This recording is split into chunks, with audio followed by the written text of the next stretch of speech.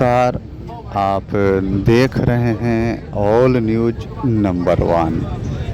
आज केंद्रीय बजट 2026 की बजट पास हो चुकी है।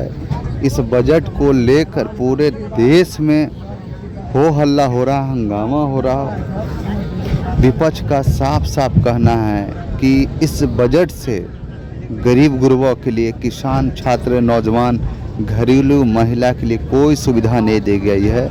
उसी क्रम में बिहार के भारतीय जनता पार्टी के वरिष्ठ नेता रितेश सिंह ने कहा कि यह बजट खासकर आयुर्वेद को बढ़ावा देने के लिए बना हुआ है। गरीब किसान की आमदनी को दुगनी करने की बात कर रही है और विपक्ष लगातार इसका विरोध कर रहा है।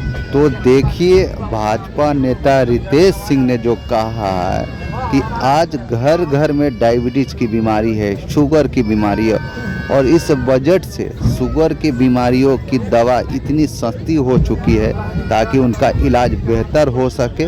तो देखिए क्या कहना है रितेश सिंह का। ये बजट को तो हमसे बेहतर आप लोग जानते हैं। बजट को आम जनता के पहुंच तक बताया गया है। सबसे प्रमुख बात है कि जिन चीज़ों की ज़्यादा आवश्यकता थी, ब्लड प्रेशर, शुगर जैसी बीमारी जो आज घर घर में है, उसके प्राथमिक इलाज के लिए जितनी भी मेडिसिन ज़रूरत होती है, आप देखे होंगे कि उनके एक टैबलेट की कीमत, शुगर की दवा 250-300 रुपये में एक कैप्सूल आता है, जिसको एकदम न्यूनतम दाम पर उसको लाने की पहल की गई है। ये उदाहरण दे रहा हूं मैं। आयुर्वेद चिकित्सा को आगे बढ़ाने के लिए कई संस्थान खोले जाएंगे जहां अंग्रेजी दवाओं का उपयोग नहीं होगा, आयुर्वेदिक दवाओं का उपयोग होगा। ये ऐसे पहल बताते हैं कि ये जनहितकारी है। पूरा विवरण तो हमने भी नहीं पढ़ा है अभी, क्योंकि हम तो सुबह से कार्यक्रम में लगे हुए हैं, बजट थोड़ा मोड़ा सुने हैं, लेकिन बजट को पूरी गहनता से हमने पढ़ा नहीं है। हमारे पास पीडीएफ आ गया है, हम अध्ययन कर लेंगे। लेकिन 2014 से एनडीए की सरकार केंद्र में चल रही है, उस समय से लगातार बजट हम लोग देख रहे हैं हर साल।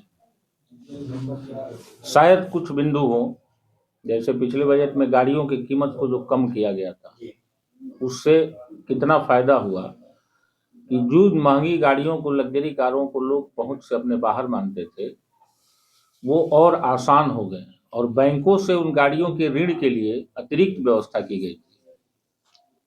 पहले 25%, 30% आपको मार्जिन मनी जमा करना होता था, अब 10% मार्जिन मनी पर भी आपको लग्जरी गाड़ियां मिल जाती है और पहले से कम दाम में।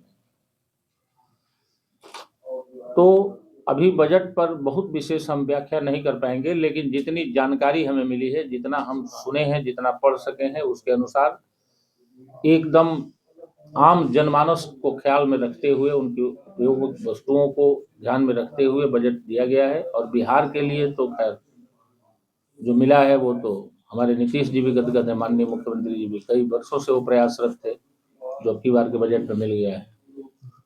बिहार सरकार के खासकर कृषि मंत्री रामकृपाल यादव का कहना है कि कृषि में जो है काफी बड़े आयाम छूने को मिलेंगे, लेकिन विपक्ष सवाल खड़ा कर रहा है, कह रहा है कि बिहार की हकमारी। देखिए, एक बात आपको मैं बता रहा हूँ, विपक्ष तो कुछ भी बोलेगा, विपक्ष तो जो नहीं किया है वो तो बोलेगा। हम कहते हैं कि हमको तबला बजाने नहीं आता है, तो जो तबला बजाने वाला होगा उसमें 100 कमी आपने मन से निकाल सकते हैं, हमको ज्ञान ही नहीं है। तो विपक्ष के पास वही है कि विपक्ष कुछ किया ही नहीं है। अभी तक क्या किया है वो? जब रहा यहाँ 15 साल बिहार में भी विपक्ष के लोग थे, वो क्या किया है हमसे? आप भी उस समय नौजवान होंगे, आप देखे होंगे। रही बात किसानों के लिए, देखिए बजट में किसानों की व्यवस्था को रखा गया है। सबसे अहम बात है कि देश को ग्राउंड लेवल से, ग्राउंड जीरो से विकसित करना है किसी सरकार को, तो किसानों पर तो ध्यान देना ही पड़ेगा। किसान जब तक मूल रूप से विकसित नहीं होंगे, तब तक देश का सर्वांगीण विकास संभव नहीं है। किसानों के लिए खेती में लागत और किसानों को खेती से मिलने वाली आय, ये दोनों को ध्यान में रखना पड़ेगा। इस बजट में कुछ हद तक ख्याल रखा गया है जो आवश्यक है, अभी और आवश्यकता है। किसान को आप डेवलप जब करेंगे, क्योंकि किसान में कोई जाति नहीं है, ये जान लीजिए, किसान सभी जाति के हैं। मैं इसीलिए किसान कह रहा हूं कि किसान ग्राउंड लेवल से अगर विकसित होंगे, उनके पास वही एक साधन है आय का। 60% एबव जो किसान है, किसानों की जितनी आबादी है उसमें 67% एबव जो है वैसे किसान है जिनके पास खेती को छोड़कर दूसरी कोई आय नहीं है। ये अलग बात है कि वो गाय पाल लें, भैंस पाल लें, इस नाते कुछ आमदनी कर ले, लेकिन मूल रूप से उनका पेशा कृषि ही है। उसी की कमाई से उनके बच्चों की पढ़ाई लिखाई, शादी विवाह, घर मकान जो भी है। इसलिए ग्राउंड लेवल पर किसानों को डेवलप करना और एनडीए सरकार का मुख्य उद्देश्य भी रहा है।